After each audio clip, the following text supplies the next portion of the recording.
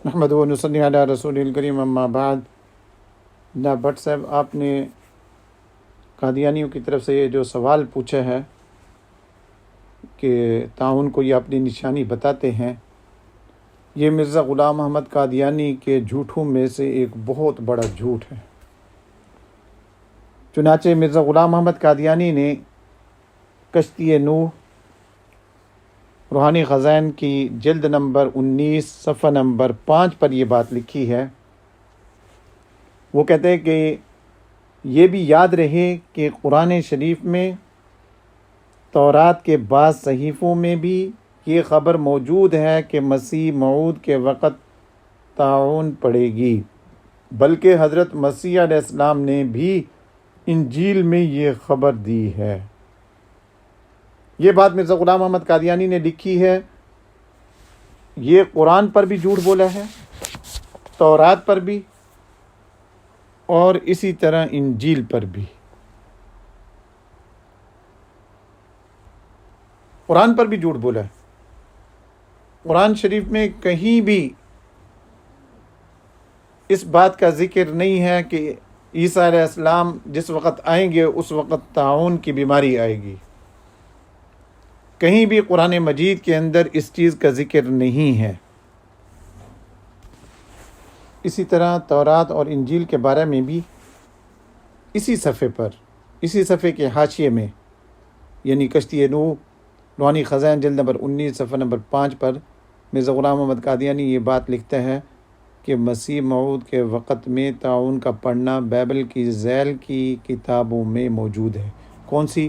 وہ کہتے ہیں دیکھو زکریا باب نمبر 14 آیت نمبر 12، اسی طرح انجیل متی باب نمبر 24 آیت مکاشفات آیت نمبر 7، مکاشفات باب نمبر 22 آیت نمبر 18 آیت نمبر 8۔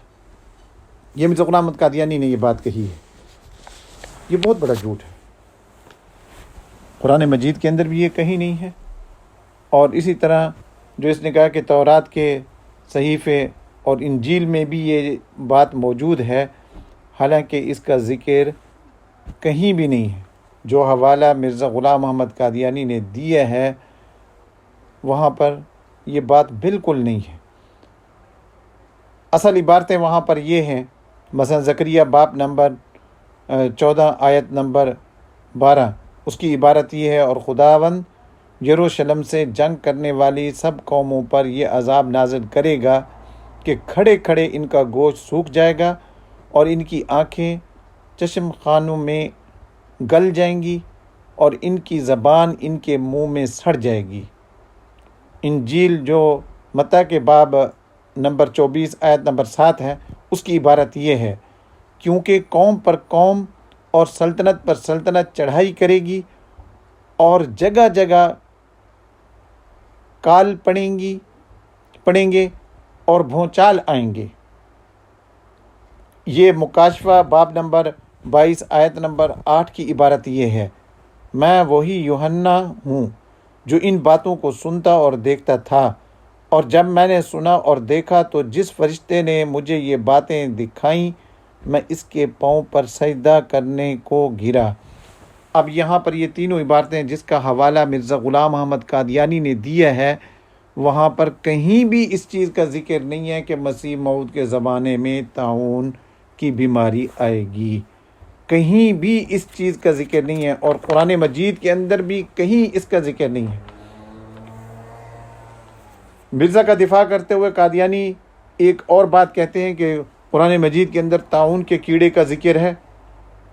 چنانچہ یہ آیت جو سورۃ نمل کی آیت نمبر 238 ہے، اعوذ باللہ من الشیطان الرجیم وَإِذَا وَقَعَ الْقَوْلُ عَلَيْهِمْ أَخْرَجْنَا لَهُمْ دَابَّةً مِّنَ الْأَرْضِ تُكَلِّمُهُمْ أَنَّ النَّاسَ كَانُوا بِآيَاتِنَا لَا يُوقِنُونَ۔ وہ کہتے ہیں کہ دیکھو یہاں پر دابۃ الارض سے مراد طاعون کا کیڑا ہے، اور تکلمہم کے معنی یہ ہے کہ وہ لوگوں کو کاٹے گا۔ تو گویا کہ دابۃ الارض سے مراد طاعون کا کیڑا ہے، اور دابۃ الارض مسیح موعود کے زمانے میں ہوگا، اس لیے مرزا قادیانی کا یہ کہنا درست ہے کہ مسیح موعود کے زمانے میں طاعون کا ثبوت قرآن کریم سے ہے۔ اب خلاصہ یہ ہوا کہ دابۃ الارض جو ان آیات میں مذکور ہے، جس کا مسیح موعود کے زمانہ میں ظاہر ہونا ابتدا سے مقرر ہے، یہی وہ مختلف صورتوں کا جانور ہے جو مجھے عالم کشف میں نظر آیا اور دل میں ڈالا گیا کہ یہ طاعون کا کیڑا ہے۔ یہ نزول المسیح صفحہ نمبر 39، روحانی خزائن صفحہ نمبر 416، جلد نمبر 18۔ یہ جو لیکچر آف سیالکوٹ ہے اس کے اندر بھی یہ بات ہے۔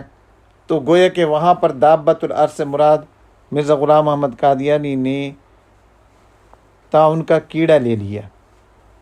اس کا جواب یہ ہے کہ پہلی بات تو یہ ہے کہ کسی محدث نے، کسی مفسر نے، کسی مجدد نے آج تک دابۃ الارض کی یہ تفسیر نہیں کی، اور مرزا غلام محمد قادیانی کے نزدیک تفسیر وہی معتبر ہے جو مجددین کرتے ہیں۔ تو کسی مجدد نے بھی دابۃ الارض کی تفسیر یہ نہیں کی کہ اس سے مراد طاعون کا کیڑا ہے۔ اگر طاعون کا کیڑا اس سے مراد یہ لے لیں تو پھر یہ کہاں پر آیا کہ مسیح موعود کے زمانے میں طاعون کا کیڑا ہوگا؟ یہ کہاں ہے قرآن مجید کے اندر؟ پہلی بات تو یہ کہ دابۃ الارض کی تفسیر ہی غلط ہے، طاعون کا کیڑا۔ لیکن اگر طاعون کا کیڑا یہ مراد لے لیں تو قرآن مجید کے اندر مرزا غلام محمد قادیانی تو یہ لکھ رہا ہے کہ مسیح موعود کے زمانے میں دابۃ الارض ہوگا، یعنی طاعون کا کیڑا ہوگا۔